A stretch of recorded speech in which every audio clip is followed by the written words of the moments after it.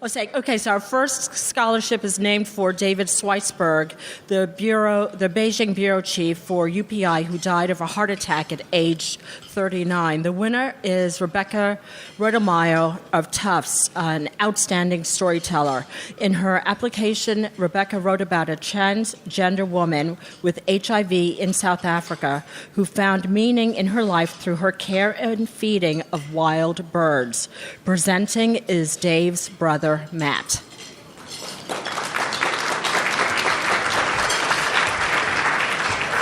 Speak clearly, Jen. Hi, everyone. My name's Rebecca.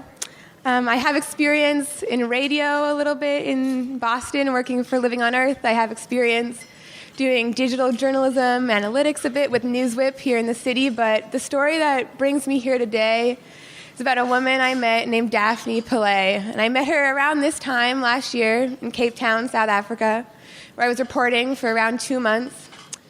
And her story was about so many things. It was about her life as a transgender woman in South Africa, a place where her rights are protected by the Constitution, but the Constitution isn't always implemented correctly or properly. She left home as a teenager and she moved to Cape Town without anywhere to live. And I met her in Green Market Square one morning, and she told me that she was sexually assaulted as a child.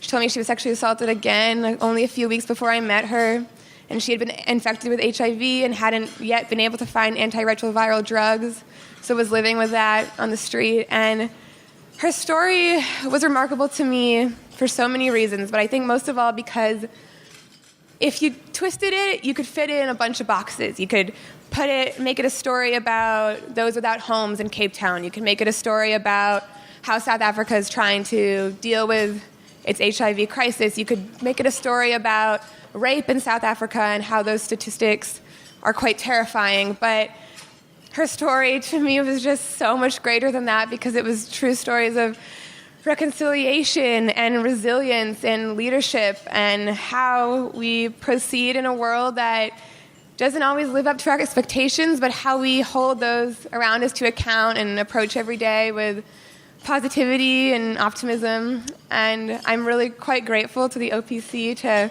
be able to continue this work and continue telling stories like Daphne's and so many others. And I'm fascinated in so many parts of the world, and I'm about to graduate from Tufts University in May, and definitely out there looking for a job, but also just excited to meet so many of you in this room. So I'm so thankful to be here. Thank you.